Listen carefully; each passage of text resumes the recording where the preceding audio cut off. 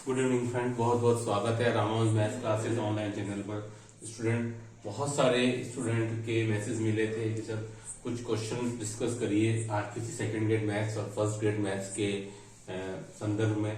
तो स्टूडेंट चलिए उसी के संदर्भ में मैंने आज आपके सामने डिफरेंशिएशन, मतलब कि जो मेथड ऑफ डिफरेंशिएशन है एमओडी, मेथड ऑफ डिफरेंशिएशन जो आपके एमओडी है स्टूडेंट आपका dy बाई डी एक्स, उस टॉपिक के कुछ वो क्वेश्चन, 2-3 क्वेश्चन मैं आज करवाऊंगा आपको जो मैंने सेलेक्ट किए हैं, जो कि आपके ग्राफिकल पर, जो कि आपके ग्राफ पर बेस्ड है, ठीक है, ग्राफ पर आधारित है। और ये क्वेश्चन जो मैं आज करवाऊंगा वो सभी क्वेश्चन आपके आरपीएससी के प्रीवियस पेपर्स में, चाहे वो फर्स्ट ग्रेड हो, चाहे वो सेकंड ग्रेड हो, चाहे वो एसीएफ हो या फिर और दूसरा कोई एग्जाम हो, उसमें वो क्वेश्चन पुटअप हुआ है, ठीक है। चलिए, ये जो पहला क्वेश्चन स्टूडेंट, जहां तक मुझे अंदाजा है ये क्वेश्चन फर्स्ट ग्रेड या सेकंड ग्रेड में किसी में आया हुआ है। देखिए क्वेश्चन क्या है, यदि f such that r tends to r, f कोई फलन है, डोमेन भी मेरा रियल नंबर है और को डोमेन भी मेरा रियल नंबर है, fx इक्वल टू अधिकतम मतलब कि मैक्सिमम, ये जो मुझे सेट दिया हुआ है जिसमें कि मेरे पास दो ही एलिमेंट हैं, दो ही हैं x और x क्यूब, इसका मुझे मैक्सिमम जो है वो फंक्शन है fx। तो मुझे उन सभी बिंदुओं का सेट निकालना है जहां पर कि मेरा ये फंक्शन जो स्टूडेंट वो डिफरेंशिएबल नहीं होगा, मतलब कि अवकलनीय नहीं होगा। तो मुझे वो बिंदु निकालने हैं, पॉइंट सेट ऑफ पॉइंट्स निकालने हैं जहां पर कि मेरा यह दिया गया फंक्शन जो मुझे अधिकतम में पूछा है। स्टूडेंट ये क्वेश्चन या तो अधिकतम में आएगा या न्यूनतम में आएगा, मतलब मैक्सिमम में आएगा या मिनिमम में आएगा। ये क्वेश्चन दो टाइप से बनता है और इंपॉर्टेंट क्वेश्चन है। तो मैं उसको बताऊंगा कि इसको आप ग्राफ की हेल्प से कैसे सॉल्व करें, क्योंकि स्टूडेंट मेरे लिए जब भी मैं बच्चों को पढ़ाता हूं मेरी क्लासेस में, तो मेरे लिए फलन का मतलब ग्राफ है।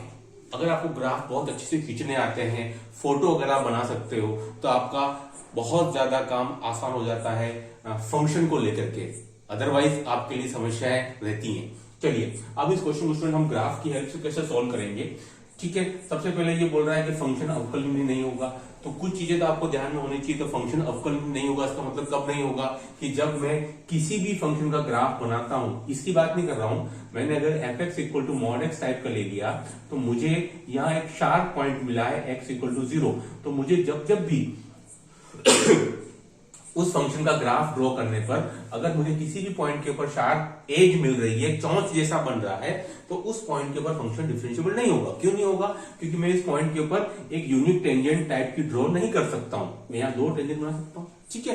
तो सबसे पहले ये आपको क्लियर होना चाहिए कि फंक्शन डिफरेंशिएबल कब होगा, तो ग्राफ के अकॉर्डिंग फंक्शन डिफरेंशिएबल नहीं होगा अगर मैं उसका ग्राफ ड्रॉ किया और मुझे उस particular point x equal to 0 के ऊपर मुझे अगर उसकी शार्प एज मिली, चौंच जैसा मिला, इसका मतलब क्या हुआ, इसका मतलब ये हुआ कि मैं उस पॉइंट, पर्टिकुलर पॉइंट के ऊपर एक टेंजेंट ड्रॉ नहीं कर पाऊंगा जो कि यूनिक होगी, ठीक है।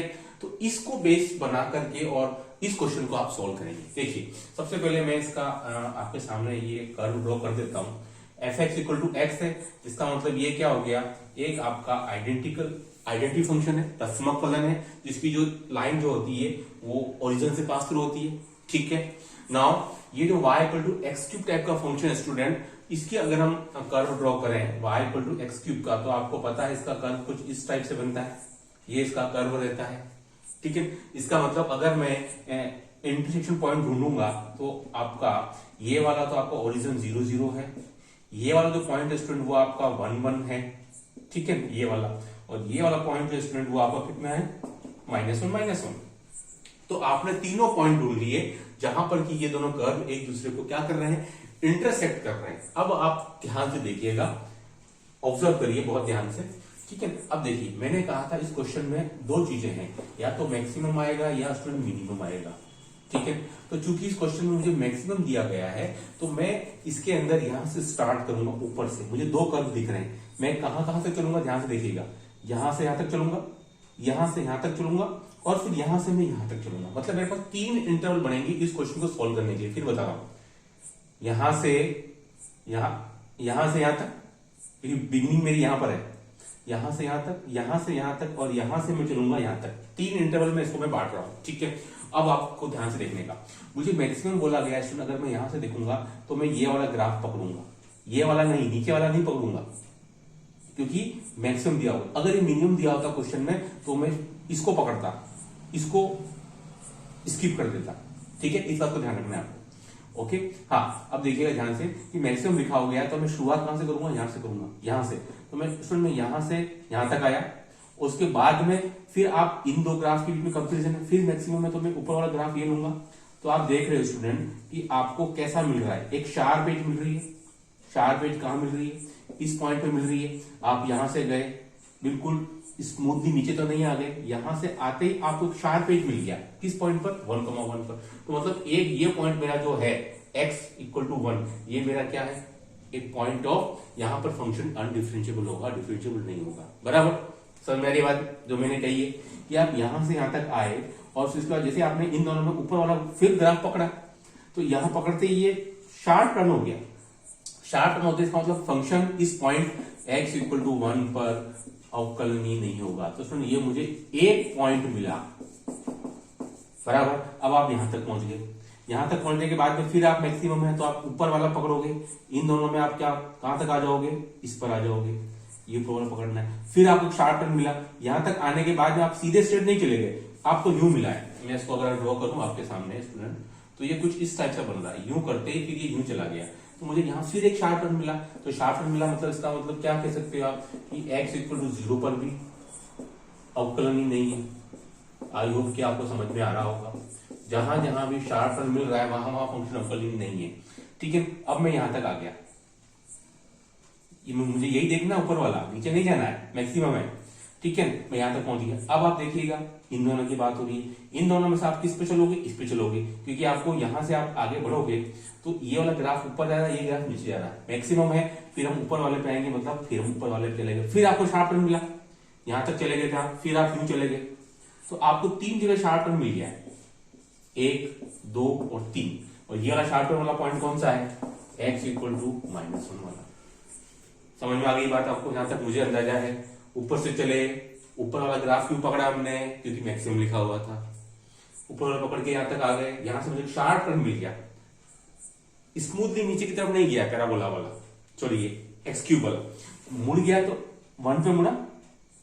ये मेरा पहला नॉन डिफिजिबल पॉइंट था, यहां से यहां तक आ गया।